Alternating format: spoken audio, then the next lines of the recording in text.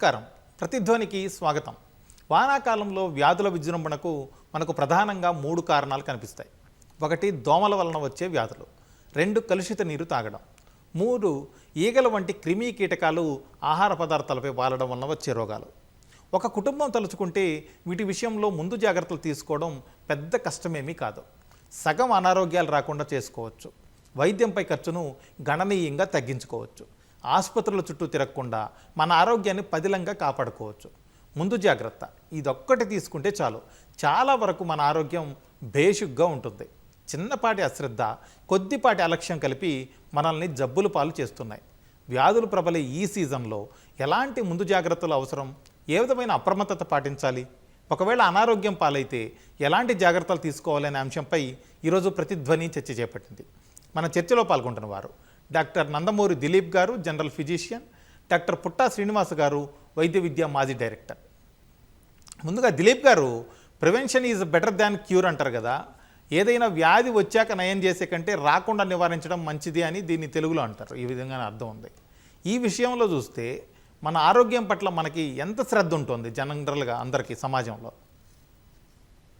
అందరికీ నమస్కారం అండి. నా పేరు డాక్టర్ దిలీప్ అండి, physician, general physician, Yashoda hospital, hitech city. మనకి ఎండాకాలం పోయింది, మనం prevention is better than cure అనే టాపిక్ లో మనకి ప్రివెన్షన్, ప్రతి ఆరోగ్యంగా ఉండటానికి ప్రివెన్షన్ అనేది చాలా అవసరం. ఇది 3 రకాలు. ప్రివెన్షన్ అంటే ఒకటి కమ్యూనికబుల్ డిసీజ్, దాని గురించి ఎక్కువ మాట్లాడారు. కమ్యూనికబుల్ డిసీజ్ అంటే జ్వరాలు, ట్రాపికల్ గా వచ్చే జ్వరాలు, మాన్సూన్ తో వచ్చే జ్వరాలు. నాన్ కమ్యూనికబుల్ డిసీజ్ అంటే బీపీ, షుగర్, హార్ట్ అటాక్స్, ఇవన్నీ. 3వది క్యాన్సర్స్. అవి 2 పక్కన పెట్టి ఇప్పుడు మనకి మాన్సూన్ సీజన్ కాబట్టి ఇప్పుడు వచ్చే జ్వరాల గురించి మాట్లాడుకోవాలంటే మనం ఎలా దీన్ని ప్రివెంట్ చేయాలనేది. ఎండ పోగానే అమ్మయ్య మనకి వానాకాలం వచ్చింది, కొంచెం చల్లబడిందని ఆనందంతో పాటు కొంత ఇబ్బందులు కూడా స్టార్ట్ అవుతాయి. ఫస్ట్ ఏంటంటే వాన రాగానే వచ్చే దోమలు వస్తాయి. ఎందుకు వస్తున్నాయి? టెంపరేచర్స్ బెటర్గా ఉంటాయి కాబట్టి, దానికి సర్వైవల్ బెటర్గా ఉంటుంది కాబట్టి దోమలు అనేది పెరగటం మొదలవుతుంది. అలాగే వానాకాలంలో వైరసెస్, బ్యాక్టీరియాస్ కూడా బెటర్గా అవి జీవించగలవు కాబట్టి మనకి ఇన్ఫెక్షన్స్ వచ్చే అవకాశాలు ఉన్నాయి. 3వది ఒకటి దోమలు, 2వది వైరస్, బ్యాక్టీరియా, 3వది నీళ్ళ కలుషితం. అంటే త్రాగే నీరు, మనం తినే ఫుడ్ లో నీరు కలుషితం ఉంటే వచ్చే డిసీజ్. అంటే మనకి 3 రకాల జబ్బులు ఉంటాయండి. ఒకటి మాన్సూన్ లో, ఒకటి వైరల్ ఫీవర్స్, ఇంకోటి బ్యాక్టీరియల్ ఫీవర్స్, 3వది పారాసైటిక్ ఇన్ఫెక్షన్ లైక్ మలేరియా లాంటిది దోమల ద్వారా వచ్చాయి. సో వీటిని ఎలా మనం తప్పించుకోగలం? ఫస్ట్ అండ్ ఫార్మోస్ట్ దోమల గురించి వస్తే, మన ఇంట్లో గవర్నమెంట్ అది చేయాల్సిన పని చేస్తుందండి. సో క్లీనింగ్, వాళ్ళకి చేయాల్సిన పని చేస్తారు. కానీ ప్రతి సిటిజను మన బాధ్యతగా మనం చిన్న చిన్న ప్రికాషన్స్ తీసుకుంటే ఈ దోమల బారి నుంచి బయటపడే అవకాశం ఉంది. ఫర్ ఎగ్జాంపుల్, మన ఇంటి చుట్టుపక్కల నీరు జారకుండా ఉంచుతాం. పూల కుండీలు, వాటర్ టైర్స్, ఎక్కడ మన ఇంటి చుట్టుపక్కల వాటర్ స్టాగ్నెన్స్ లేకుండా చూసుకోవటం, ఎప్పటికప్పుడు అది క్లీన్ గా ఉంచుకోవటం. 2వది సాయంత్రాలు దోమలు వచ్చే అవకాశం, ఇంట్లోకి వచ్చే అవకాశం ఉంది కాబట్టి ఈవినింగ్స్ కొంచెం తలుపులు వేసుకోవటం, లేకపోతే తలుపులకి దోమ తెరలు వేసుకోవడం అనేది చేసుకుంటాం. 3వది అది దోమల్ని మనం ఆపగలిగితే డెంగ్యూ, మలేరియా లాంటి 2 రోగాలు మనం ఆపగలిగే అవకాశాలు ఉంటాయి. 2వది వాటర్ పొల్యూషన్. మనం తాగే నీరు ఫిల్టర్, ఎంత కుదిరితే అంత ఫిల్టర్ నీరు తాగటం. ఫిల్టర్ అవకాశం లేనప్పుడు మనం కాచి బాయిల్ చేసి చల్లార్చిన నీరు తాగటం వల్ల మనకి వాటర్ పొల్యూషన్ నుంచి మనం తప్పించుకోం. 3వది ఫుడ్ కలుషితం. వాటర్ కలుషితంతో పాటు మనం బయట తినే పదార్థాలు, ఎంత మంచి హోటల్లో తీసుకున్నా కానీ, బయట తిన్నా కానీ, ఫుడ్ ఆరిపోయిన ఫుడ్ తినటం వల్ల మనకి కలరా లాంటిది, టైఫాయిడ్ లాంటిది ఇన్ఫెక్షన్స్ వచ్చే అవకాశాలు ఉంటాయి. అలాగే మనం ఫుడ్ వేడిగా తీసుకున్నా కొన్నిసార్లు మనకి ఇచ్చే ప్లేట్స్, గ్లాసెస్ కలుషితం అవడం వల్ల దానివల్ల కూడా వాటర్ బోర్న్ ఇన్ఫెక్షన్స్ అనేది వచ్చే అవకాశాలు. సో మన ఈ 3 ప్రివెన్షన్ చేసుకోవాలంటే ఫస్ట్ చుట్టుపక్కల మనం నీట్ గా పెట్టుకోవాలి, మన సరౌండింగ్స్ మనం నీట్ గా పెట్టుకోవాలి, వాటర్ స్టాగ్నేషన్ లేకుండా చూసుకోవాలి. 2వది మనం ఏ పదార్థమైనా వేడిగా వండింది ఇమీడియట్ గా తింటూ చూసుకోవాలి. బయట తింటూ ఎంత కుదిరితే అంత తగ్గించుకోవడం చూడాలి. 5వది ఏంటంటే మనం గుంపులో వెళ్ళినప్పుడు వైరల్ ఫీవర్స్ ఎక్కువ వచ్చే అవకాశం మనకి వైరల్ ఫీవర్స్ వచ్చే అవకాశాలు సరే ఎక్కువ సార్, ఉన్నాయి. Okay. Sugar okay sir. Srinivas గారు, ఇప్పుడు సహజంగానే ప్రభుత్వ ఆసుపత్రులకు వెళితే పెద్ద క్యూ ఉంటుంది, మందులు సరిగా ఉండవు, లేకపోతే ప్రైవేట్ ఆసుపత్రికి వెళితే జేబులు ఖాళీ చేసేస్తారు అని చాలామంది కంప్లైంట్లు చెబుతుంటారు. దానిని వాస్తవాల సంగతి ఎలా ఉంచినా కూడా అసలు ఆసుపత్రి ముఖం చూడాల్సిన అవసరం లేకుండా ఎలాంటి జాగ్రత్తలు తీసుకోవాల్సి ఉంటుంది? ఏ విధమైన జాగ్రత్తలు తీసుకోవడం వల్ల ఆసుపత్రికి వెళ్లకుండానే నయం చేసుకునే అవకాశాలు ఉంటాయి? దాని గురించి చెప్పండి. అందరికీ నమస్కారం అండి, ప్రేక్షకులకు అందరికీ కూడా. మనము కోవిడ్ వచ్చినప్పుడు అందరూ చాలా టెన్షన్లకు గురయ్యారండి. ప్రతి ఒక్కరికి అందరి ఫోకస్ కూడా, అందరి దృష్టి అంతా ఆరోగ్యం పైన, ఆరోగ్యాన్ని మెయింటైన్ చేసుకోవడం, కాపాడుకోవటం, తర్వాత మనిషి యొక్క బాడీ స్ట్రెంగ్త్, ఇమ్యూనిటీ పెంచు, ఇవన్నిటిపైన ఫోకస్ పెట్టారు అందరు. కోవిడ్ తగ్గిన తర్వాత మళ్ళీ పాత పద్ధతిలోకి అలవాటు పడ్డారు. అంటే జాగ్రత్తల విషయంలో మళ్ళీ కాస్త నిర్లక్ష్యం వహిస్తున్నారు. మనం వ్యక్తిగతంగా చేసేటువంటి కొన్ని జాగ్రత్తలతోటి చాలా జబ్బులు రాకుండా చూసుకోవచ్చు. మొట్టమొదటిది వ్యక్తిగత శుభ్రత. మనము శుభ్రత పాటిస్తే మనం వాష్రూమ్కి వెళ్ళినా, తినే ముందు కానీ తిన్న తర్వాత కానీ ఎక్కడ ఏది ముట్టుకున్నా కూడా చేతులు శుభ్రంగా సబ్బుతో కడుక్కోవడం వలన చాలా జబ్బులు నివారించుకోవచ్చు. రెండవది టైమ్లీగా టైంకు ఆహారం తీసుకోవటం. ఆహారం టైంగా తీసుకోవడంతో పాటు ఆహారం వేడిగా ఉండేట్టు చూసుకోవడం అవసరం. వేడి ఆహారం తీసుకున్నప్పుడు ఆహారం ద్వారా వచ్చేటువంటి జబ్బులు అయితే ఉన్నాయో వాటిని నివారించుకోవచ్చు. మూడవది సాధ్యమైనంత వరకు ఇంట్లో వంట పదార్థాలు, ఇంట్లో వండిన ఆహారం తీసుకోవడం అనేది ఉత్తమమైన పద్ధతి. మన ఇంట్లో వండిన వంటకు శుచి, శుభ్రత, నాణ్యత అన్నీ ఉంటాయి. కానీ బయట ఎంత మంచి హోటల్లో భోంచేసినా, ఎక్కడ భోంచేసినా కూడాను అక్కడ జరిగేటువంటి ఆ వ్యవహారం అంతా కూడా వ్యాపార పరంగా జరుగుతుంది. కావాలని చేయకపోయినా, ఎక్కడ ఏ పొరపాటు జరిగినా, ఎక్కడ కంటామినేషన్ అయినా కూడా ఫుడ్ ద్వారా, ఆహారం ద్వారా వచ్చే జబ్బు చాలా తొందరగా వ్యాపిస్తాయి. అదొకటి typhoid, gastritis, stomach flu, jaundice, hepatitis A, hepatitis ఈ, ఇవన్నీ కూడా ఆహారం ద్వారా వచ్చేటువంటి సమస్యలు. కాబట్టి ఆహారంలో మనము బయట ఆహార పదార్థాలు తీసుకోవడం తగ్గించుకోవటం, వేడి ఆహార పదార్థాలు తీసుకోవటం, శుచి శుభ్రత మెయింటైన్ చేయటం అనేది అది మన చేతుల్లో ఉన్న పని. తూచా తప్పకుండా పాటిస్తే ఇవన్నీ నివారించుకోవచ్చు. శ్రీనివాస్ గారు, మీరు చెప్పినట్టు వేడివేడిగా ఆహారం తినడం అనేది చాలా మంచిది. కాకపోతే ఇప్పుడు కాలంలో చాలామంది చిన్న చితక పెద్ద రకరకాల ఉద్యోగాలు చేస్తూ వాళ్ళు ఎప్పుడో ఉదయాన్నే వెళితే సాయంత్రం వరకు రావడం, లేకపోతే మధ్యాహ్నం వెళితే రాత్రి ఇంటికి రావడం, ఇలాంటి సమయాల్లో ఇంటి దగ్గర ఉన్నప్పుడు తింటారు, తర్వాత బాక్సులు తీసుకెళ్తుంటారు ఆఫీసులకు వెళ్ళేటప్పుడు, ఎందుకంటే బయట ఫుడ్ తినడం మంచిది కాదు అని చెప్పి. అలాంటప్పుడు అది ఖచ్చితంగా చల్లగా అవుతుంది. అలాంటి వాళ్ళ పరిస్థితి ఏంటి? ఇప్పుడు ఎప్పుడైతే మనము లంచ్ క్యారీ చేస్తామో ఇంటి నుంచి, వృత్తిరీత్యా, ఉద్యోగరీత్యా, వ్యాపారరీత్యా కావచ్చు, లంచ్ బాక్స్ తీసుకెళ్తుంటాము. అలాంటప్పుడు ఈ ఆహార పదార్థాలు అయితే ఉంటాయో వాటిని ఓవెన్లో పెట్టుకొని వేడి చేసుకోవచ్చండి. ఓవెన్ వేడి చేసుకోవడానికి కొన్ని కాంట్రవర్సీస్ కొంత క్రియేట్ చేసినప్పటికీ ప్రపంచవ్యాప్తంగా కూడా ఇంకొకటి శ్రీనివాస్ గారు, వేడి చేసి అంటే ఓవెన్లో పెట్టుకోవడం అనేది ఆఫీస్కి వెళ్ళే సాధారణ ఉద్యోగులకు ఆఫీసులో ఓవెన్లో పెట్టి వేడి చేసే అంత సౌకర్యాలు కానీ అలాంటి పరిస్థితులు కానీ ఉండవు కదా. కరెక్టే. సో అలాంటప్పుడు ఏంటంటే ఒకటి వీటిని జనరల్గా మనము శుచిగా శుభ్రంగా ఉండేటువంటి గిన్నెల్లో తీసుకెళ్తాం కాబట్టి మామూలు బయట టెంపరేచర్లో సాధారణంగానే ఉంటాయండి. వాటిని ఫ్రిడ్జ్లో పెట్టకపోతే చాలు. కాబట్టి అలాంటి వాతావరణం మెయింటైన్ చేసినప్పుడు అవి సేఫ్టీగానే ఉంటాయి. దీంతో పాటుగా ఫుడ్ ద్వారానే కాకుండా మన శుభ్రతతో పాటు ఇంటి పక్కల శుభ్రత అనేది చాలా ముఖ్యం. మనం ఈ మధ్య గమనించే ఉంటారు, చాలామంది విదేశీయులు ఇండియాకి వస్తే కామెంట్ చేస్తుంటారు, ఇల్లు శుభ్రంగా పెట్టుకుంటారు కానీ విధి దరిద్రంగా పెట్టుకుంటారని. ఇల్లు శుభ్రంగా పెట్టుకుంటాం, ఇంటి చుట్టూ నీళ్ళు నిలవకుండా చూసుకోవాలి. మురుగు నీరు ఉంటే అది పోయేటట్టు ఏర్పాటు చేసి మున్సిపల్ సిబ్బంది దృష్టికి తీసుకెళ్ళాలి. ఎక్కడైనా సరే నిల్వ లేకుండా చూసుకోవడం చాలా ముఖ్యం. ఎందుకంటే వర్షాలు రాగానే వాతావరణం చల్లబడుతుంది, కానీ వర్షాలతో పాటు నీళ్లు, దాంతోపాటు కీటకాలు వస్తాయి. దాంట్లో ముఖ్యమైన దోమలు.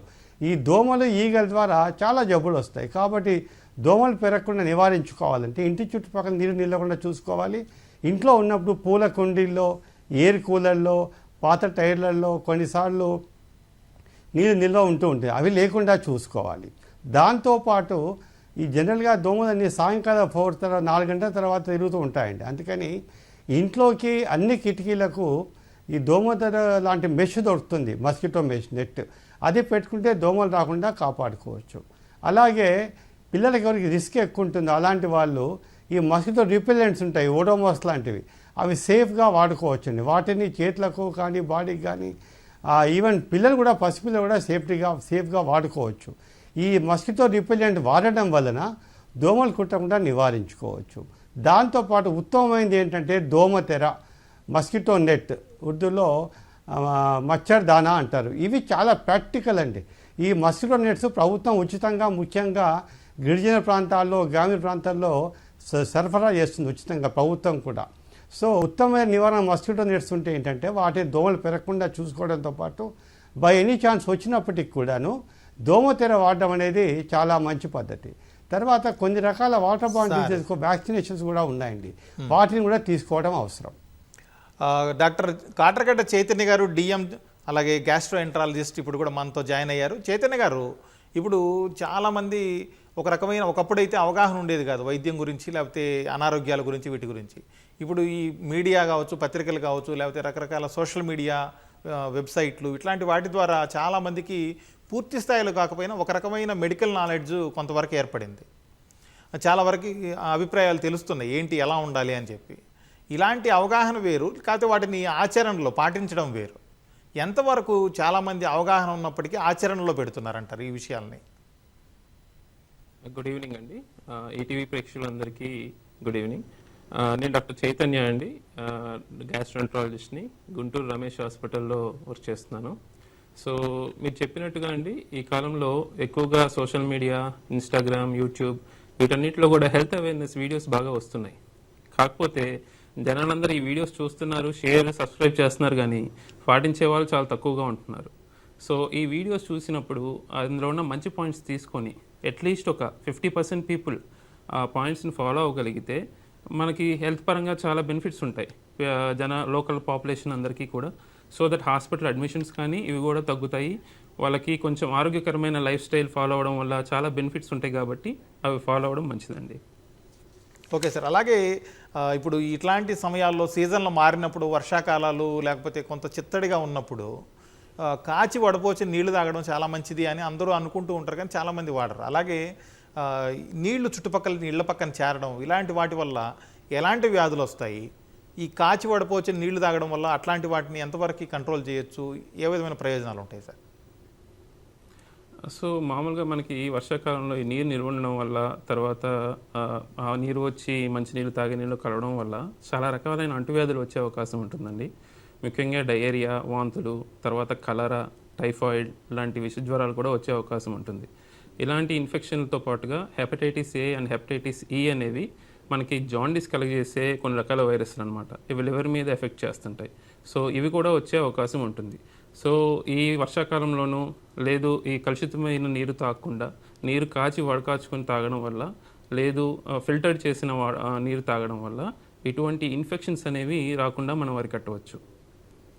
సార్, అలాగే చైతన్య గారు, ఇంకొక విషయం ఏంటంటే చాలామంది ఇప్పుడు టౌన్లు లేకపోతే సిటీలనే కాదు, పల్లెటూర్లలో కూడా బయట క్యాన్లలో దొరికే నీళ్ళనే ఎక్కువ వాడుతున్నారు. వీటి వల్ల కూడా కొంత ఆరోగ్యం దెబ్బతింటుంది అంటారు. అట్లాంటి నీళ్లు కాకుండా ఏ రకమైన నీళ్లు వాడితే బెటర్ అంటారు తాగడానికి? సో మామూలుగా అంటే ఇప్పుడు పల్లెటూరులోనూ ప్రతి చోట్ల ఈ ఫిల్టర్డ్ వాటర్, క్యాన్డ్ వాటర్ అనేది వస్తుందండి. బట్ వాళ్ళు ఏ రకమైన ప్రాసెస్ ఫాలో అవుతున్నారు, ఏ రకంగా బ్యాక్టీరియా, వైరస్ అనేవి క్లియర్ అవుతున్నాయి వాటర్ నుంచి, దాంతోపాటుగా వాళ్ళు సక్రమంగా క్యాన్స్ అవి మెయింటైన్ చేస్తున్నారా, వాటిలో క్లీనింగ్ అది ప్రాపర్గా జరుగుతుందా అనే అన్ని పాయింట్స్ మనం పరిగణలోకి తీసుకోవాలి. యూజువల్గా మనకి ఇంట్లో ఇప్పుడు కొత్తగా వాటర్ ఫిల్టర్స్ అందరూ ఎవరికి వాళ్ళ ఇళ్ళలో వాడుతున్నారు. వాటిలో అయితే మనకు తెలుస్తుంది ఎంతవరకు ప్యూరిటీ వస్తుంది, ఎలా వస్తుంది అనేది. బట్ ఈ క్యాన్డ్ వాటర్ అనేది పల్లెటూళ్ళలోనూ చాలా ప్రదేశాల్లో విచ్చలవిడిగా ఇస్తున్నారు, కానీ అవి ఎంతవరకు క్లీన్ అవుతున్నాయి అనేది మనకి కరెక్ట్గా రిజల్ట్స్ అనేవి తెలియండి. ఓకే సార్, అయితే ఇళ్లలో వాడే ఫిల్టర్లు వీటి ద్వారా వచ్చే నీళ్లు తాగడం మంచిదేనా సార్? ఇళ్లలో మనకి ఈ మధ్యకాలంలో చాలా రకాల ఫిల్టర్స్, వాటర్ ప్యూరిఫైయర్స్ వస్తున్నాయండి. అవి చాలా వరకు 99% ఈ బ్యాక్టీరియాస్, వైరసెస్ వీటన్నిటిని క్లియర్ చేస్తున్నాయి. సో ఆ వాటర్ కొంచెం సేఫ్ సైడ్గానే ఉంటుందండి. దిలీప్ గారు, ఇప్పుడు చిన్న దోమ చాలు ఆస్తులు అమ్ముకునేలా చేయడానికి అనే పరిస్థితి ఏర్పడింది. దోమల వల్ల చాలా రకాల వ్యాధులు వస్తూ ఉంటాయి. దోమలు కుట్టకుండా జాగ్రత్తలు తీసుకుంటే చాలా వరకు కొంచెం వ్యాధుల నుంచి దూరం అయ్యే అవకాశం ఉంది. అసలు దోమల్ని నివారించడానికి లేకపోతే వాటిని కంట్రోల్ చేసి మన ఆరోగ్యాన్ని కాపాడుకోవడానికి ఎలాంటి జాగ్రత్తలు తీసుకోవాలంటారు? ఫస్ట్ మీరు అన్నట్లు దోమల వల్ల వచ్చే జ్వరాల వల్ల కొంతమంది కాంప్లికేషన్స్ రావటం వల్ల హాస్పిటల్ పాలయ్యి దానివల్ల ఖర్చు ఎక్కువ అవటం, ఆరోగ్య ఇబ్బందులు పడటం అనేది జరుగుతూ ఉంటుంది. మనకి దోమ కాటు వల్ల వచ్చే ఫస్ట్ బేసిక్ గా 3 రకాలు జబ్బులండి. ఒకటి డెంగ్యూ ఫీవర్, అంటే ఇది జనరల్ గా మార్నింగ్ పూట ఉండే దోమలు కుడటం వల్ల వచ్చే వైరల్ ఫీవర్. అంటే డెంగ్యూ వైరస్ దోమ ద్వారా మనిషికి వస్తుందండి. సో ఇదొక వైరల్ ఫీవర్. రెండోది సాయంత్రం పూట, అంటే 6 తర్వాత రాత్రి పూట ఉండే దోమలు, ఇదో రకమైన దోమలు. దీన్ని కుట్టడం వల్ల వచ్చే ఇబ్బందులు ఏంటంటే మలేరియా. ఈ మలేరియాలో 2 రకాలు, ఒకటి ఫాల్సిపారి మలేరియా, ఒకటి వైవాక్స్ మలేరియా. వైవాక్స్ మలేరియా అయితే జనరల్ గా టాబ్లెట్స్ తో నయమైపోద్ది, చాలా మందికి కాంప్లికేషన్స్ లేకుండా నయమైపోతుంది.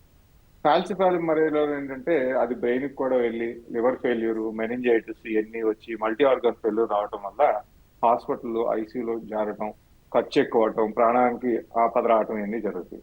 అలాగే మన డెంగ్యూలో కూడా చూసుకుంటే 95% పేపర్ ఏంటంటే 4-5 రోజుల్లో జ్వరం తగ్గిపోవటం, మామూలుగా అయిపోవడం జరుగుతుంది. ఒక 5 to 10% పీపుల్ కి ఈ dengue fever, dengue haemorrhagic fever కి కన్వర్ట్ అవడం వల్ల దాని కాంప్లికేషన్ స్టార్ట్ అయ్యి మల్టీ ఆర్గన్ ఫెయిల్యూర్కి వెళ్ళడం వల్ల ఐసీయూలో ఉండటం, ప్లేట్లెట్ పడిపోయి బ్లీడింగ్ అవ్వటం, ఇవన్నిటి వల్ల మనకి ఆరోగ్యం మీద ఇబ్బంది పడుతుంది, ఆర్థికంగా ఇబ్బంది పడతారు, సైకలాజికల్ కూడా ఇబ్బంది పడే అవకాశాలు ఉన్నాయి. ఇవన్నీ కాకుండా ఉండాలంటే మనం ఏం చేయాలంటే దోమలు కొట్టకుండా చూసుకోవాలి. దోమలు కొట్టకుండా చూసుకోవాలంటే ప్రతి దోమని మనం పట్టుకుని దోమని మన కొట్టకూడదనే ప్రయత్నం చేయలేము. కాకపోతే ఓవరాల్ గా మన సరౌండింగ్స్, మన చుట్టుపక్కల నీట్ గా ఉంచుకోగలిగితే, ఇందాక మన మిగతా డాక్టర్ గారు చెప్పినట్టు నీటి నిల్వలు ఉంచుకోకుండా ఉంటాం, పాత టైర్లో నీటి నిల్వ ఉంచుకోకుండా చూడటం, పాత కుండీల్లో నీరు నిలవకుండా ఉంటాం చూసుకోవటం, అలాగే సాయంత్రం పూట డోర్స్ అన్ని వేసుకోవటం, కంపల్సరీ మస్కిటో నెట్స్ అనేది మన విండోస్ కి డోర్స్ కి పెట్టుకోవడం వల్ల మనకి ఇబ్బంది తగ్గించే అవకాశం, అంటే 100 దోమలు వస్తుంటే చాలా మటుకు మనం అవాయిడ్ చేసే అవకాశాలు.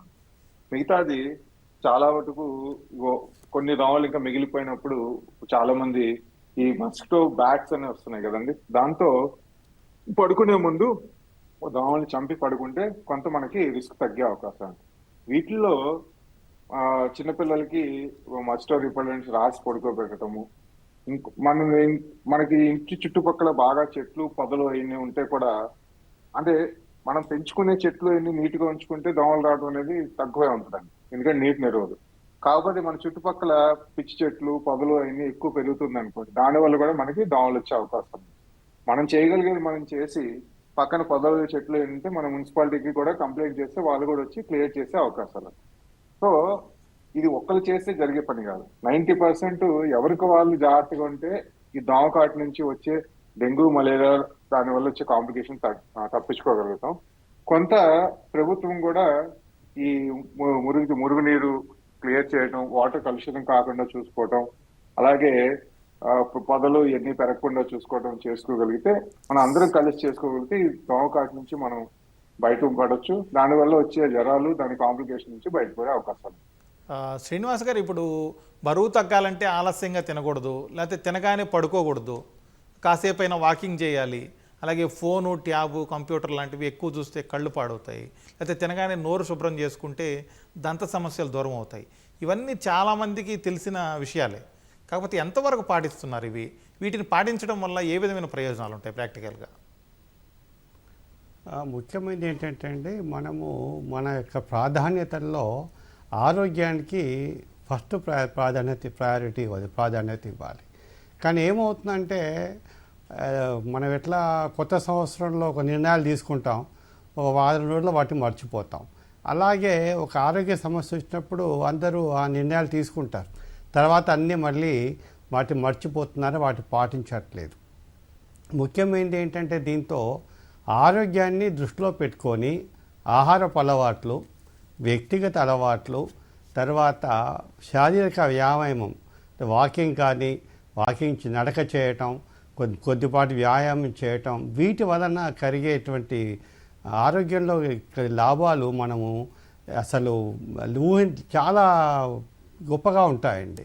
రోజుకు అరగంట వ్యాయామం చేస్తే మనకు శైలి పెరుగుతూ ఉంది, రాబోయే జబ్బులు నివారించుకోవచ్చు, బాడీ ఫిట్గా ఉంటుంది, మన యొక్క శరీరంలో ఇమ్యూనిటీ పెరుగుతుంది, జబ్బులను మనం ఫైట్ చేసేటువంటి కెపాసిటీ కూడా బాడీకి పెరుగుతుంది. ఇవన్నీ తెలిసినప్పటికీ కూడా ఆరోగ్యానికి ప్రాధాన్యత ఇవ్వకపోవడం వల్లనే చాలామంది జబ్బులు పాలవుతున్నారు. సమస్య వచ్చేదాకా మేల్కోవట్లేదు, వచ్చిన తర్వాత అప్పుడు డాక్టర్ల దగ్గర పరిగెత్తడం, హాస్పిటల్ పరిగెత్తడం అనేది ఆలోచన చేస్తున్నారు. కానీ నివారణ అనేది ఉత్తమమైంది చికిత్స కంటే, ఇందాక మనం అనుకున్నట్టు. కాబట్టి ప్రతి ఒక్కరూ, వాళ్ళు యువకులు కావచ్చు, ఎవరైనా కావచ్చు, ప్రతి ఒక్కరు కూడా బరువును మోతాదులో ఉంచుకోవటం, బరువును కంట్రోల్లో ఉంచుకోవటం, ఊబకాయం లేకుండా చూసుకోవటం, ఆరోగ్యమైన అలవాట్లు, ఆహారపు అలవాట్లు మెయింటైన్ చేయటం, టైంకు భోజనం చేయటం, నిద్ర కూడా రోజు కనీసం ఒక 7 to 8 అవర్స్ నిద్ర ఉండాలండి. ప్రశాంతంగా నిద్రపోయినప్పుడే బాడీకి రిలాక్సేషన్ ఉంటుంది, మైండ్ ఫ్రెష్గా ఉంటుంది, తెల్లారి ఉత్సాహంగా పనిచేసుకోవచ్చు, అన్ని విధాల శక్తి కూడా వస్తుంది. కానీ నిద్ర విషయంలో ఎలాంటి లోపాలున్నా, నిద్రలేమి ఉన్నా కూడా బాడీకి సరైనటువంటి రెస్ట్ దొరకదండి. అది కూడా చాలా అవసరం. దాంతోపాటు మనము వ్యక్తిగత అలవాట్లు అనేటివి ఆరోగ్యకరంగా ఉండే విధంగా చూసుకోవటం, మనం తినే ఆహారంలో కూడా సమతుల్యమైన ఆహారము, పౌష్టికాహారం ఉండేట్టు చూసుకోవాలండి. ఈ జంక్ ఫుడ్ తినటం, చేతులు తినటం, బయట పదార్థాలను తినటం అనేది సాధ్యమైనంత వరకు తగ్గించుకోవాలి. ఇవాళ రేపు ఎలా అయిపోయిందంటే, బయట ఎంత ఎక్కువగా తింటే, ఏ రోజు ఎక్కువ తింటే గొప్పగా చెప్పుకుంటున్నారు, నేను పలానా చోట తిన్నాను, నేను పలానా చోట తిన్నాను. మండే మార్నింగ్ డిస్కషన్ ఏముంటుంది స్కూల్స్లో, ఆఫీసుల్లో అంటే, నైట్లో డిన్నర్ ఎక్కడ చేశారు మీరు, సండే నైట్ ఎక్కడ డిన్నర్, ఎక్కడ భోజనం చేశారు, అది గొప్పగా చెప్పుకుంటున్నారు. సో ఇది కరెక్ట్ కాదు. ఇంట్లో భోజనం ఉత్తమమైనది, అది అమ్మ చేసినా, భార్య చేసినా, సోదరి చేసినా కూడా అది వాళ్ళు శుచిగా, శుభ్రంగా మనసు పెట్టి చేస్తారు. అది బయట వాళ్ళు చేసేట అవకాశమే లేదు. కాబట్టి ఇది గుర్తించి తప్పనిసరిగా ఇంటి భోజనానికి ఉత్తమమైనదిగా భావించాల్సిందిగా నేను భావిస్తున్నాను. చైతన్య గారు, ఇప్పుడు చాలామంది ఇబ్బంది పడుతున్నారు, తీవ్రమైన జ్వరాలు వస్తున్నాయి, ఎక్కడ చూసినా హాస్పిటళ్ళు కిటకిటలాడిపోతున్నాయి జనంతో. కొంతమంది ఏమో తలనొప్పి, లేకపోతే పళ్ళ నొప్పులు, ఒళ్ళు నొప్పులు, లేకపోతే కఫం వస్తుంది, దగ్గు, పైకి జ్వరం కనిపించకపోయినా కూడా కొంచెం సుస్థి చేసినట్టు డల్గా ఉంటుంది అని చెప్పి ఇలా చాలామంది ఇబ్బంది పడుతున్నారు. దీనికి కారణాలు ఏంటి, ఎలాంటి జాగ్రత్తలు తీసుకుంటే వీటిని నివారించవచ్చు? సో యూజువల్గా అండి, మనకి ఏదైనా ఇన్ఫెక్షన్ సోకినప్పుడు మన బాడీ దాని ఇన్ఫెక్షన్ ఫైట్ చేయడం కోసం ఫీవర్ రెస్పాన్స్ వస్తుందండి. సో ఏదైనా సబ్ క్లినికల్ ఇన్ఫెక్షన్స్ అంటే ఏదైనా మైల్డ్ ఇన్ఫెక్షన్స్, వైరల్ ఇన్ఫెక్షన్స్, లేదు అప్పర్ రెస్పిరేటరీ అంటే మనకి శ్వాసకోశ సంబంధించిన ఇన్ఫెక్షన్లు వచ్చినప్పుడు ఆ ఇమ్యూన్ ఫైటింగ్ అనేది అంత లైట్ ఇన్ఫెక్షన్ వచ్చినప్పుడు అంత సివియర్ ఫీవర్స్ రావడం కానీ ఇలాంటి సిచ్యువేషన్స్ ఉండవండి. సో అలాంటి కండిషన్లో వాళ్ళకి మైల్డ్ ఫీవర్తో పాటు బాడీ పెయిన్స్, కొంచెం వీక్నెస్గా ఉండడం, ఇలాంటి కండిషన్స్ మనం రెగ్యులర్గా చూస్తుంటాం. ఈ ఇన్ఫెక్షన్స్ కాకుండా కొన్ని రకాల జబ్బులు ఉంటాయి, ఆటోఇమ్యూన్ డిసీజ్ అంటారు, లేకపోతే ఇన్ఫ్లమేటరీ కండిషన్స్ అంటారు. వాటిలో కూడా వాళ్ళకి మైల్డ్ ఫీవర్స్, బాడీ పెయిన్స్, తర్వాత స్కిన్ ర్యాషెస్, ఇలాంటి ప్రాబ్లమ్స్ కూడా వస్తుంటాయి. కానీ మనకి జనరల్గా ఈ వర్షాకాలంలో చూసేవన్నీ కూడా యూజువల్గా రెస్పిరేటరీ ఇన్ఫెక్షన్స్. అవి మనకి ఫీవర్ కాజ్ చేసే అంత సివియర్గా లేకుండా మా ఫీవరిష్ సెన్సేషన్ తోటి కొంచెం బాడీ పెయిన్స్, సోర్ థ్రోట్ ఇలాగా ప్రజెంట్ అవుతూ ఉంటాయండి. సార్, చైతన్య గారు, అలాగే ఈ చలికాలంలో కొంతమందికి సహజంగా చలికాలం లేకపోతే వానాకాలం రాగానే జలుబు చేయడం, ఆ సీజన్ అంతా కొంత ఇబ్బంది పడుతూ ఉండడం, ఇలాంటివి ఉంటూ ఉంటాయి. వాళ్ళు ఎలాంటి జాగ్రత్తలు తీసుకోవాలి? కొంతమంది తెలిసో తెలియకో రెగ్యులర్గా జలుబు తగ్గే ట్యాబ్లెట్లు వేసుకోవడం, లేకపోతే విక్స్ అనేది కొన్ని ఇవి చిన్న చిన్న విక్స్ ఉంటాయి, అవి ముక్కులో పెట్టి పీల్చడం, ఇలాంటివి చేస్తూ ఉంటారు. అది మంచిదేనంటారా? సో యూజువల్గా అండి, కొన్ని కండిషన్స్లో ఈ చలికాలంలో కోల్డ్ ఎయిర్ తగిలినప్పుడు కొంతమందికి ఆ రియాక్షన్స్ వచ్చి కోల్డ్ తర్వాత ఇలాంటివి రావడం జరుగుతుంది. ఇవి కాకుండా allergic rhinitis, allergic bronchitis, sinusitis అనే కండిషన్స్ కూడా ఉంటాయి. సో వీళ్ళకి ఏంటంటే ఈ చలికాలం వచ్చినప్పుడు వెంటనే ఇన్ఫెక్షన్స్ గురవుతుండడం, లేదు upper respiratory symptoms like cold, cough ఇలాంటివి డెవలప్ అవడం చూస్తుంటాం. సో జనరల్గా వీళ్ళకి ఫీవర్ లాగా వచ్చే స్టేజ్ చాలా తక్కువ మందికి ఉంటుంది. చాలా ఎక్కువ మందికి ఇలా మైల్డ్ కోల్డ్, సోర్ థ్రోట్ వీటితోని నయం అయిపోతూ ఉంటుంటాయి. సో ఇలాంటి వాళ్ళకి ఏంటంటే వీళ్ళు టెంపరీ మెషర్స్ కింద ఈ విక్స్ కానీ లేదు అదర్ మెడికేషన్స్ టెంపరీ రిలీఫ్ కోసం వాడుతుంటారు. అవి కూడా ఏంటంటే ఓవర్ యూసేజ్ కూడా చేయడం మంచిది కాదండి. అవి ఓవర్ యూస్ చేసే కొంది మన బాడీ దానికి రెస్పాన్స్ అవ్వడం కూడా తగ్గుతుంది. కొంతకాలానికి టాకిఫైలాక్సిస్ అంటాం, అంటే ఆ మెడిసిన్ మనకి పని చేయకుండా ఉంటుంది. సో ఎప్పుడైనా సిమ్టమ్స్ వచ్చినప్పుడు అవసరం పడినప్పుడు ఏదో కొద్ది మోతాదులో వాడడం మినహాయించి అత్యధిక ఎక్కువ మోతాదులో రిపీటెడ్గా వాళ్ళంతటి వాళ్ళు సెల్ఫ్ మెడికేషన్ అంటే వాళ్ళంతటి వాళ్ళుగా మెడిసిన్స్ కొనుక్కొని వాడడం వల్ల ఫ్యూచర్లో మెడిసిన్స్ పనిచేయకుండా పోయే అవకాశం కూడా ఉంటుంది. సో ఎప్పుడైనా ఈ సిమ్టమ్స్ ఎక్కువ కాలం అంటే ఈ లక్షణాలు ఎక్కువ కాలంగానే ఉండే పని అయితే ఒకసారి స్పెషలిస్ట్ డాక్టర్ని కన్సల్ట్ అయ్యి దాన్ని తగిన మందులు వాడడం వల్ల దాన్ని నివారణ పొందవచ్చు అండ్ ఇటువంటి అన్నెసరీ మెడికేషన్ యూస్ని కూడా తగ్గించుకోవచ్చు అండి. అలాగే చైతన్య గారు వాళ్ళకి ఏంటంటే విక్స్ కంటిన్యూగా వాడుతుండడం వల్ల కొంచెం రిలీఫ్గా ఉంటుంది, బాగుంటుంది, నాకు ఒక మంచి ఫీలింగ్ ఉంటుంది అని చెప్పి అనుకుంటూ ఉంటారు. అలాంటి వాళ్ళు ఇలాంటివి కాకుండా ఇళ్లలో కొంచెం ఆవిరి పెట్టుకోవడం ఇలాంటివి ప్రత్యామ్నాయాలు ఏమైనా పాటించవచ్చు అంటారా? తప్పకుండా అండి. ఇంట్లో మనం ఎప్పుడు మన పెద్దలు చెప్తూ ఉంటారు వేడి నీళ్ళతో ఇది ఆవిరి పీల్చడం ఒకటి, తర్వాత కొంచెం వేడిగా ఉండే వాటర్ కానీ గోరువెచ్చని నీళ్ళు కానీ లేదా సూప్స్ కానీ ఇలాంటివి తీసుకుంటూ ఉండడం. ఇలాంటివి చేయడం వల్ల కొంచెం వరకు మనం ఆ సిమ్టమ్స్ నుంచి తగ్గించుకోవచ్చండి. ఈ ఓవర్ యూస్గా విక్స్ వాడడం కానీ అదర్ మెడికేషన్స్ ఈ నేసల్ డీకంజెషన్స్ అంటారు, అలాంటి మెడిసిన్స్ కొంతకాలం వాడిన తర్వాత ఆ మెడిసిన్స్కి మనకి రెస్పాన్స్ రావడం తగ్గిపోతుంది and it will not be useful in the future. అంటే ఫ్యూచర్లో మనం వాడుకోవడానికి అవి పనిచేయవు. సో మనం చిన్న చిన్న రెమెడీస్ హోమ్ రెమెడీస్ అనేవి ఫాలో అయితే మెడిసిన్స్ నుంచి వాడకుండా మనం రిలీఫ్ పొందొచ్చు అండి. దిలీప్ గారు, ఇంతకుముందు మన చర్చలో శ్రీనివాస్ గారు అన్నట్టుగా ఆదివారం అయిపోగానే సోమవారం ఆఫీస్లో కావచ్చు లేకపోతే స్కూళ్ళలో పిల్లవాళ్ళు కాలేజీలో కుర్రవాళ్ళు వీళ్ళందరూ కూడా నిన్న ఆదివారం మేము ఏ రెస్టారెంట్కి వెళ్ళాం, ఎక్కడ తిన్నాం, ఇవన్నీ గొప్పలు చెప్పుకోవడం స్టార్ట్ అయిపోయింది. బయట ఫుడ్ని ఎక్కువ ప్రిఫర్ చేస్తున్నారు ఛాన్స్ దొరికితే అని చెప్పి. అలాంటివి అదే కాకుండా చాలామంది ఉదయాన్నే టిఫిన్లు ఇళ్లలో చేయకుండా రోడ్ల పక్కన ఉండే చిన్న చిన్న బండ్లు టిఫిన్ సెంటర్లలో తినడం, వాటి మీద అయితే చాలా ఈగలు వాలుతుంటాయి, పక్కన రోడ్ల మీద వెళ్ళే బండ్లు వాటికి సంబంధించి దుమ్ము ధూళి ఇవన్నీ పడుతుంటాయి. ఇట్లాంటివన్నీ తినడం వల్ల ఏ విధమైన అనారోగ్యాలు వస్తాయి?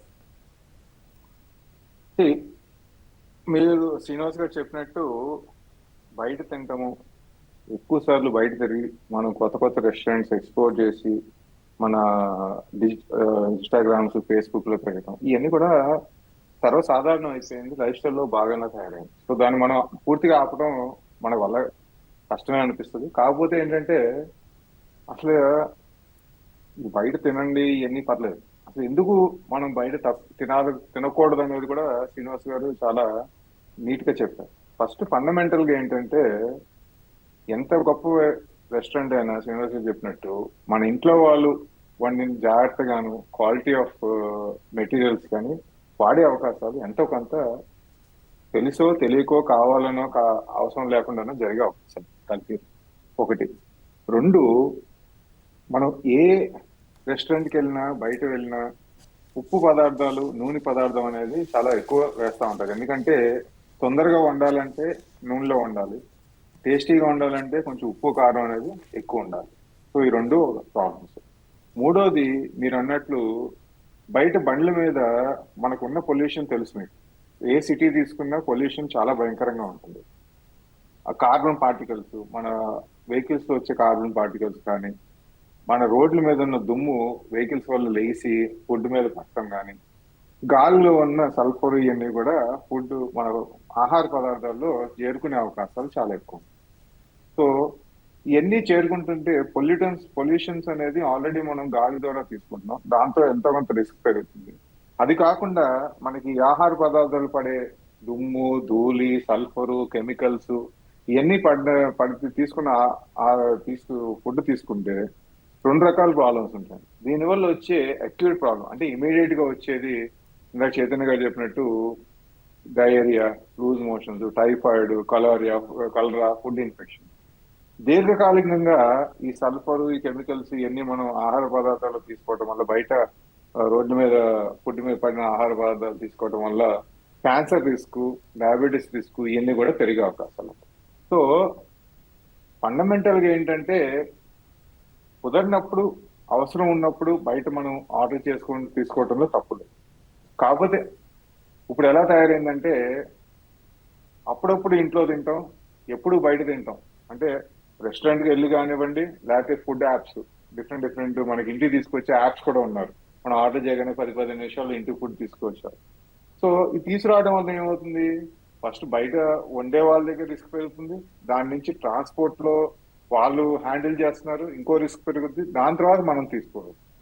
సో 20 ఏళ్ల క్రితం చూసుకుంటే ఇంట్లో నెల రోజుల్లో ఒకసారి, నెలకు ఒకసారి బయటకు వెళ్తుంటే, ఈ మధ్య కాలంలో నెలకు ఒకసారి ఇంట్లో వండుకునే పరిస్థితి కూడా కొన్ని హోమ్స్ లో జరుగుతున్నది.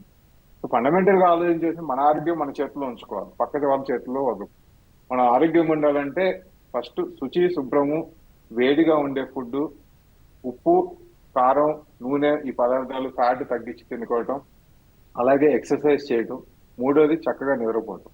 ఈ 4 చేస్తేనే ఇమ్యూనిటీ పెరుగుతుంది. చాలా మంది వచ్చి హాస్పిటల్లో మా ఇమ్యూనిటీ పెరగడానికి మందులు ఇవ్వండి అని. ఇమ్యూనిటీ పెరగడానికి మందులు ఉండదండి. స్ట్రెస్ తగ్గించుకోవటం, చక్కగా 6 to 7 hours మినిమం నిద్రపోవటం, ఆరోగ్యకరమైన ఫుడ్ తినడం, వెయిట్ ఊబకాయం లేకుండా చూసుకోవటం, వెయిట్ అదుపులో ఉంచుకోవటం, ఓకే. అరగంట నుంచి గంట వ్యాయామం చేయటం. ఈ 4 చేయగలిగితే మన ఇమ్యూనిటీ ఉండి ఇన్ఫెక్షన్ నుంచి బారి నుంచి మనం బయటపడేది. శ్రీనివాస్ గారు, ఇప్పుడు ఉదయాన్నే లేవగానే కొంతమంది, ముఖ్యంగా మహిళలు, ఇళ్లలో అందరి కోసం ఫుడ్ రెడీ చేయడం, టిఫిన్ రెడీ చేయడం, అలా ఇల్లు శుభ్రం చేసుకోవడం, పూజా కార్యక్రమాలు, ఇట్లాంటి వాటి పేరుతోటి చాలా లేటుగా టిఫిన్ తింటూ ఉంటారు. దానివల్ల ఆ రోజంతా కూడా మిగిలిన మధ్యాహ్నం ఫుడ్ కూడా లేట్ అవుతుంది, రాత్రి ఫుడ్ కూడా పడుకునే ముందు తింటారు, వెంటనే నిద్రపోతుంటారు. ఇలాంటి వాటి వల్ల ఎలాంటి అనారోగ్యాలు వచ్చే అవకాశం ఉంది? ఇప్పుడు టైంకు అంటే సమయానికి ఫుడ్ తినకపోవడం వల్ల, భోజనం కానీ టిఫిన్ కానీ చేయకపోవడం వల్ల ఏమవుతుందంటే వాళ్ళకి అసిడిటీ పెరుగుతుందండి. అసిడిటీ పెరుగుతుంది, కాలక్రమేణా ఆకలి తగ్గుతుంది, డైజెషన్ అంటే సరిగా అరగదు, ఈ జీర్ణకోశ సంబంధిత సమస్యలు వస్తుంటాయి. ప్లస్ ఎప్పుడైతే మనము టైం కంటే తింటూ ఉంటామో మనకు సరిగా ఆహారం కూడా తీసుకోరు.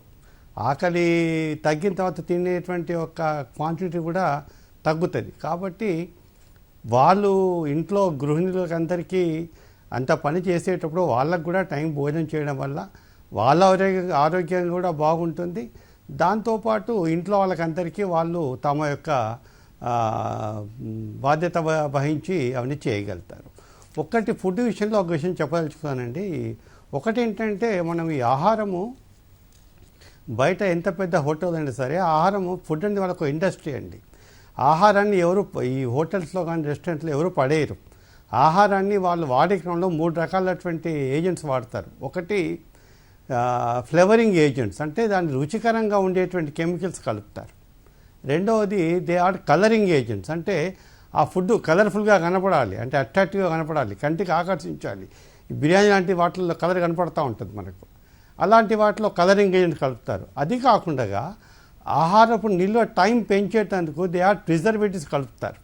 ఈ 3 రకాల chemicals, preservatives, flavouring agents, colouring agents ప్రతి హోటల్లో, ప్రతి రెస్టారెంట్లో, టాప్ 5 స్టార్ హోటల్లో కూడా వాడతారండి. అయితే వీటి వల్ల రిస్క్ ఎక్కువ అవుతుంది, వీటి వచ్చే ప్రమాదాలు పెరుగుతూ ఉన్నాయి. దాంతోపాటు వాళ్ళ ఆహారాన్ని ఒక వ్యాపార వస్తువుగా చూస్తారు కాబట్టి నిల్వ ఉంచుకుంటారు. ఆ నిల్వ ఉంచుకునే క్రమంలో సరైన శుచి శుభ్రత పాటించరు. కొన్నిసార్లు ఉడకని వాటిని మళ్ళీ ఉడికిచ్చి ఆయిల్ వాడిన ఆయిల్నే మళ్ళీ వాడటం, ఇలాంటి వాటి వలన చాలా సమస్యలు వస్తున్నాయండి. ఓకే శ్రీనివాస్ గారు, అలాగే మధ్యకాలంలో అలాగే రాత్రి నిద్రపోయే ముందు ఎంతసేపు గ్యాప్ ఉండాలి తిండికి నిద్రకి మధ్య? సార్, ఇది భోజనం చేసిన తర్వాత అట్లీస్ట్ ఒక 1/2 hour గ్యాప్ ఇచ్చేసేసి, అందుకే పెద్దలు ఏమంటారంటే నైట్లో కాస్త వాకే వైల్ అంటారు, అంటే కాస్త నడిస్తే బెటర్. నైట్లో 10-15 నడక చేయగలిగితే ఇంట్లో కానీ బయట కానీ ఒక 1/2 hour గ్యాప్ ఇచ్చి తగినంత నీళ్లు తాగేసి, వీలుంటే వేడి నీళ్ళు తాగేసి, గోరువెచ్చని వేడి నీళ్ళు తాగి లేదా వేడి పాలు తాగి పడుకుంటే నిద్ర శుభ్రంగా చక్కగా డీప్ నిద్ర పడుతుందండి. చైతన్య గారు, ఇప్పుడు సహజంగా ప్రాథమిక చికిత్స అని అంటుంటాం కదా, ఇండ్లలో చేసుకోదగ్గ ఈ సీజన్లో వచ్చే అనారోగ్యాల నుంచి కాపాడుకోవడానికి ఎలాంటి ప్రాథమిక చికిత్సలు ఇండ్లలోనే చేసుకోవచ్చు? ఎటువంటి సమయంలో రోగిని ఆసుపత్రికి తరలించాల్సి ఉంటుంది?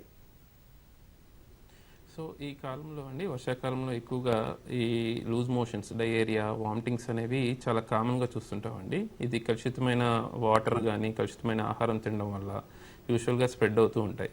సో ఈ డయేరియా వామిటింగ్స్ అనేవి స్టార్ట్ అయిన వెంటనే ఇనిషియల్గా మనము హోమ్లోనే ఇంట్లోనే ప్రాథమిక చికిత్స స్టార్ట్ చేసుకోవాలండి. మనకి ఇంట్లోనే ఓఆర్ఎస్ అని సొల్యూషన్స్ ఉంటున్నాయి, పౌడర్స్ వస్తున్నాయి. సో ఓఆర్ఎస్ వాటర్ అనేది డయేరియా అయిన తర్వాత తీసుకోవడం మొదలు పెట్టాలి. ఎందుకంటే ఈ డయేరియా తీవ్ర మోతాదులో అయ్యే కొద్దీ బాడీలోంచి వాటర్ కంటెంట్ తగ్గి డీహైడ్రేషన్లోకి వెళ్తాం. సో ఆ డీహైడ్రేషన్ని ప్రివెంట్ చేయడానికి ఈ ఓఆర్ఎస్ అనేది అందరూ స్టార్ట్ చేయాలి లూజ్ మోషన్ స్టార్ట్ అయిన వెంటనే. సో యూజువల్గా మనము ఇంట్లో ఒక పెద్ద మనిషి అంటే అడల్ట్ పేషెంట్ ఎవరైనా లూజ్ మోషన్స్ అవుతున్నప్పుడు ఒక్కొక్క లూజ్ మోషన్స్కి around 200 to 250 ml of water అంటే ఒక గ్లాస్ ఆఫ్ ఓఆర్ఎస్ తీసుకోవాల్సి వస్తుందండి. సో అట్లాగా యావరేజ్గా 2 నుంచి 3 లీటర్ల ఓఆర్ఎస్ అనేది ఒక అడల్ట్ పెద్ద అంటే 30 ఏళ్ళు దాటిన వ్యక్తులు అట్లీస్ట్ ఒక 2 నుంచి 3 లీటర్ల ఓఆర్ఎస్ అనేది తీసుకుంటూ ఉండాలి సివియర్ డిహైడ్రేషన్ అవుతున్నప్పుడు. అట్లా కాకుండా చిన్నపిల్లల్లో అంటే తక్కువ వయసు ఉన్న వాళ్ళలో ఒక లూజ్ మోషన్కి అర గ్లాసు ఓఆర్ఎస్ వాటర్ తాగుతున్నారండి. అది మనము ఒక లెక్కలాగా తీసుకొని మోషన్ అయిన తర్వాత ఒక హాఫ్ గ్లాస్ ఆఫ్ వాటర్ అనేది ఓఆర్ఎస్ వాటర్ అనేది ఇస్తూ ఉండాలి. మరీ చిన్నపిల్లల్లో అంటే పసికందుల్లో వాళ్ళకి ఇలా లూజ్ మోషన్స్ అవుతున్నప్పుడు ఈ 2 చెంచాలతోటి ఎవరీ 2 to 3 minutesకి ఒకసారి 2-3 చెంచాలు ఓఆర్ఎస్ వాటర్ అనేది ఇస్తూ ఉండాలండి. అది ఇవ్వడం వల్ల వాళ్ళకి డీహైడ్రేషన్ రాకుండా మనం ప్రివెంట్ చేయగలుగుతాం. ఇది కాకుండా ఈ వామిటింగ్స్ అవుతున్నప్పుడు కూడా డీహైడ్రేషన్ అయ్యే ప్రమాదం ఉంటుంది. ఆ టైంలో కూడా ఓఆర్ఎస్ అనేది తీసుకుంటూ ఉండొచ్చు. ఇవి వచ్చినప్పుడు కొన్నిసార్లు ఏమవుతుందంటే అండి, ఇవి డీహైడ్రేషన్ బాగా ఎక్కువైపోవడం వల్ల పేషెంట్ సిక్ అయిపోతారు. అంటే వాళ్ళకి పల్స్ అందకపోవడం, చిన్నపిల్లల్లో అయితే యూరిన్ సరిగ్గా రాకపోవడం, చర్మం అంతా పొడిబారిపోవడం, తర్వాత కళ్ళు కుచించుకుపోవడం, ఇలాంటి డీహైడ్రేషన్ లక్షణాలు ఉంటాయి. ఇలాంటివి వచ్చినప్పుడు వెంటనే వాళ్ళని హాస్పిటల్కి తీసుకువెళ్ళాలి. అదే పెద్దవాళ్ళలో కూడా ఇలాంటి లక్షణాలు డీహైడ్రేషన్ లక్షణాలు అంటే నాలుగు తరిబారిపోవడం, యూరిన్ సరిగ్గా రాకపోవడం, బాగా నీరసించిపోవడం, గుండె వేగంగా కొట్టుకోవడం, స్పీడ్గా కొట్టుకోవడం, బీపీ తగ్గడం, ఇలాంటివన్నీ కూడా డీహైడ్రేషన్ సివియర్గా ఉన్నప్పుడు వచ్చే లక్షణాలు. ఇలాంటి లక్షణాలు ఏమైనా కనపడితే ఇంట్లో చేసే ట్రీట్మెంట్తో పాటు ఇమీడియట్గా హాస్పిటల్కి తరలించి వైద్యం తీసుకోవాల్సి వస్తుంది. ఎందుకంటే డీహైడ్రేషన్ అనేది మనం వెంటనే ట్రీట్ చేయకపోతే ప్రాణాపాయ స్థితిలోకి వెళ్ళే ప్రమాదం ఉంటుంది.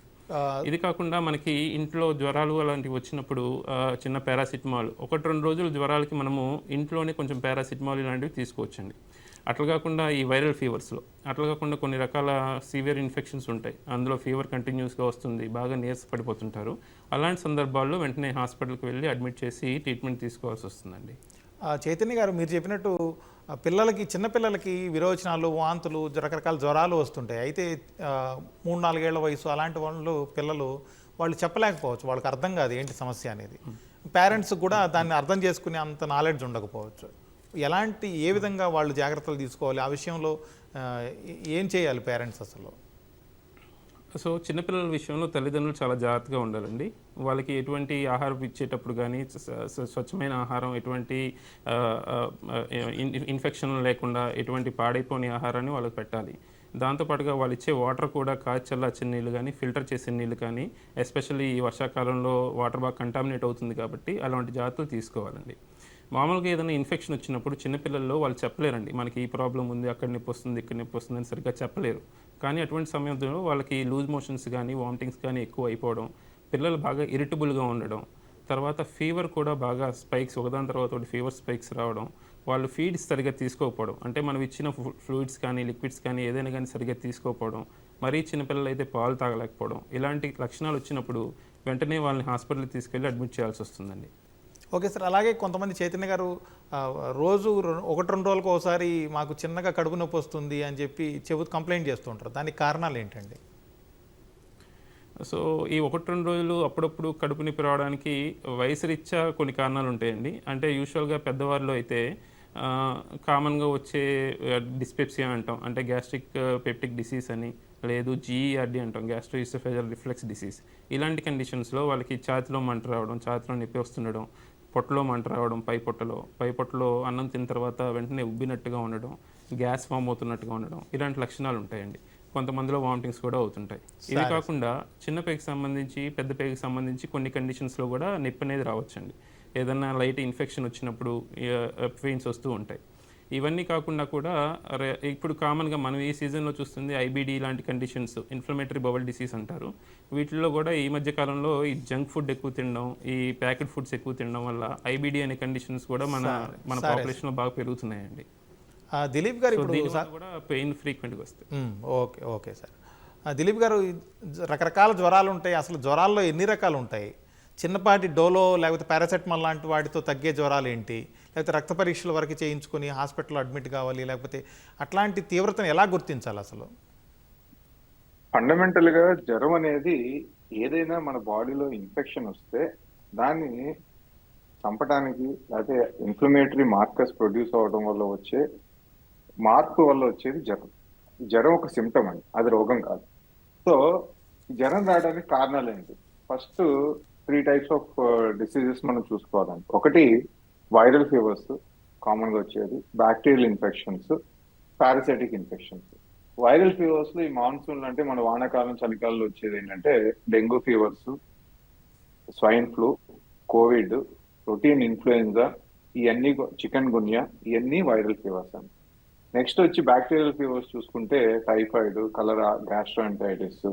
ఇది మెయిన్ గా వచ్చే న్యూమోనియాస్, అంటే లంగ్ లో వచ్చే న్యూమోనియాస్, బ్యాక్టీరియల్ న్యూమోనియాస్ ఎక్కువ వస్తాయండి వైరల్ తో పాటు. మూడోది మలేరియా, ఇంకా వేరే అమీబియాసిస్, ఈ పారాసైటిక్ ఇన్ఫెస్టేషన్స్, దీని వల్ల కూడా జ్వరం వస్తుంది. ఫస్ట్ జ్వరం రాగానే ఫస్ట్ 2-3 డేస్ లో మనం ఇందాక డాక్టర్ చైతన్య గారు చెప్పినట్టు పారాసెటమాల్, ఫ్లూయిడ్, రెస్ట్. అంటే జ్వరాన్ని తగ్గడానికి పారాసెటమాల్, ఫ్లూయిడ్ రెస్ట్. ఫ్లూయిడ్ మనకి వేడి పెరుగుతుంది కాబట్టి బాడీలో డిహైడ్రేషన్ వచ్చే అవకాశం ఉంది కాబట్టి ఓఆర్ఎస్ మామూలు జ్వరాల్లో ఫ్లూయిడ్ తీసుకోవడం ఇంపార్టెంట్.